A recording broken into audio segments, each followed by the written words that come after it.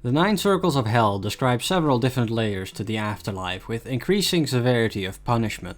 The more sinful your life is, the deeper you will be cast, and the more suffering you'll have to endure for the rest of eternity. Today we will experience some of that suffering in the form of a Geometry Dash level. We will be looking at the all too popular 9 Circles and the levels it inspired. So yeah, this will be a little series that I'll be doing on my channel for a bit. Geometry Trash, where I talk about trends in the creating community and why they're all so terrible. Maybe I'll talk about a good trend at some point as well, but I can't think of a trend that I would consider good off the top of my head, so don't count on it. 9 Circles is probably one of the most iconic levels in the game's history, period. At the time it came out, I didn't really understand what the fuss was about because I fucking hated the song so much I could hardly bear to watch a video of it. Clearly, this level is special in some way though, since it caused a massive trend of similar looking levels to explode. So what is it about 9 Circles that enamored people so much? Well, let's have a look at it. In the description of the video, Zoro says that he thinks the level is not very good. And I can kinda understand where he's coming from, because looking at the level, there's not a whole lot of detail and the designs weren't very groundbreaking by any means. What the level did have going for it was a healthy dose of originality. If you remember, this level was released pretty early in 1.9, and at this time a hell-themed level hadn't really been done before that much. Yeah, Cataclysm was also released around the same time as 9 Circles, but the levels look very distinct from one another, so to draw comparisons between the two like that doesn't seem fair to me. What makes 9 Circles stand out is the effects used in the wave part and the color scheme as well.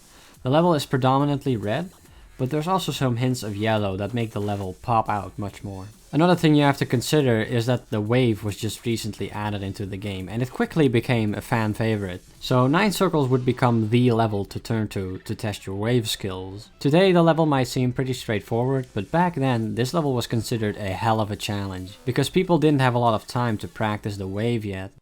Not long after the release of 9 Circles, Fairy Dust came out, and a bit later Jawbreaker was created too, among others. And this is where the trend truly starts to take off. However, what 9 Circles had to offer in terms of originality, both Fairy Dust and Jawbreaker obviously lack. It's just 9 Circles, but with a different coat of paint. These levels also both cut off the ending cube section in favor of just ending the level early. In my opinion, this makes the levels worse, because in doing this, not only does the level not feel complete, but it also makes the levels less varied. The winding down ending part in 9 Circles is one of the most important parts, since it would invoke a feeling of both relief as well as stress, since there's a good chance you could still die even with the hardest part behind you. This intense focus and concentration makes the payoff that much better when you do beat it, in my opinion. Of course, not all 9 Circles levels drop the ending section, but a good portion of them do for seemingly no reason. Another problem with 9 Circles levels that's kind of related to this is that a lot of them seem to make the wave part a larger proportion of the level. By dropping the ending section and decreasing the length of the opening,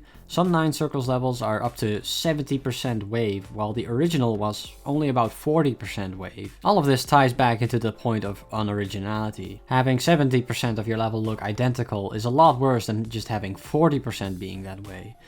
Especially considering it was still an original concept when 9 Circles did it, but for all the levels after it, no thought whatsoever went into creating these effects.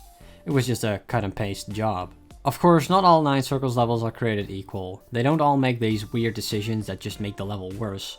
But at the end of the day, most of these levels are just a reskin of an already existing level. It honestly blows my mind that people were okay with this for so long, and even now the trend is still remembered fondly by a substantial amount of people. I will say though that it has been getting a little better with the 9 Circles levels.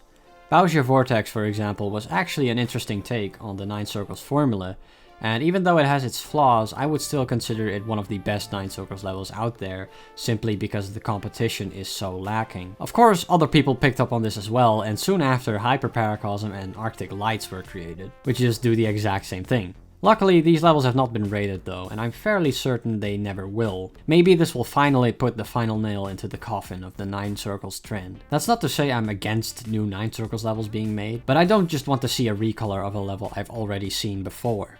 Do something new and original with it. Judging from our track record though, I'm not holding my breath.